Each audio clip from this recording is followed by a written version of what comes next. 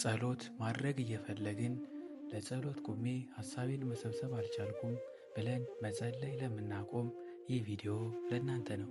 እስከ መጨረሻው ድረስ ብትሰሙት ትማሩበታላችሁና ሳታሳልፉ አድምጡ። ለሌሎች ሼር በማድረግ እንዲማሩበት አድርጉልኝ። አንድ የዚህ ዓለም ሕይወት ያሸንፈው የነበረ ወጣት ሁሉንም በቃኝ ብሎ ወደ ንስሐ አባቱ ለመሄድ ይነሳን። ንስሐ አባቱ ጋም ደርሶ አባቴ እግዚአብሔር የማይወደውን ማድረግ የሌለብኝ ሁሉ አድርጌ ፈጣሪዬን አሳዝኘዋለሁ።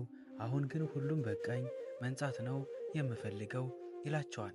እሳቸውም እግዚአብሔር ማሪ አምላክ ነው፣ ልጄ ያለፈው አልፏን፣ በል አሁን ከዛሬ ጀምሮ ማታ ማታ መጽሐፍ ቅዱስ አንብብ ብለው ከሌሎች ትእዛዛት በተጨማሪ ይህን ያዙታል።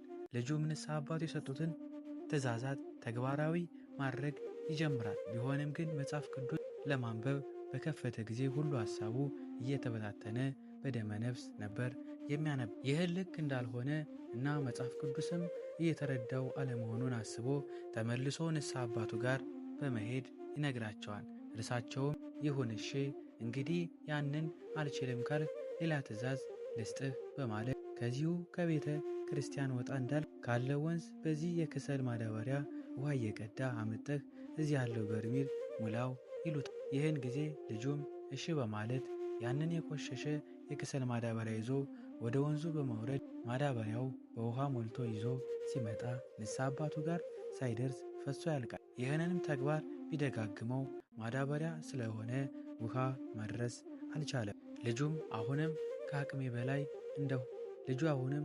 በላይ እንደሆነ ሲረዳ ንስሐ አባቱ ጋር ተመልሶ ይሄዳል። አባቴ በማዳበሪያው ውሃ ብሞላም ከእዛ እዚህ እስክደርስ ፈሶ ያልቃል፣ በርሜሉ ልሞላው አልቻልኩም ይላቸዋል። ንስሐ አባቱም ይህን ጊዜ አየህ ልጄ፣ በማዳበሪያው ውሃው አምጠህ መሙላት አልቻልክም። ነገር ግን ልብ ያላልከው የከሰል ማዳበሪያው መጀመሪያ ስሰጥህ በጣም ቆሻሻ ነበር።